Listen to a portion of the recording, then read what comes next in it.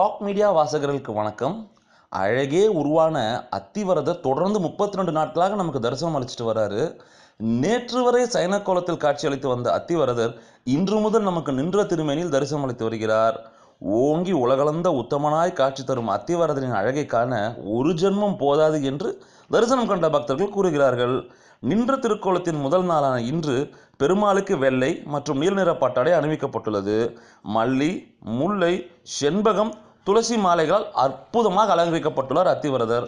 சயன திருக்கோலத்தில் முக்தி தரும் அத்திவரதர் நின்ற திருமேனியில் கேட்ட வரம் தரும் வரதராஜனாய் வீற்றிருக்கிறார்.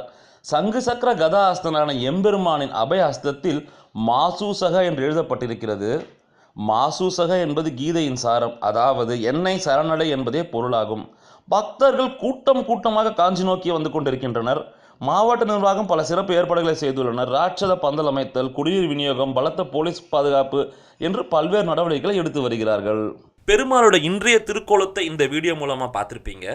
டாக் மீடியா வாசகர்களுக்கு ஒரு நற்செய்தி. அத்திவரதரோட அன்றைய திருக்கோலத்தை அன்றே உங்களுக்கு எங்களுடைய வீடியோ மூலமாக வழங்குகிறோம். ஓம் நமோ நாராயணா.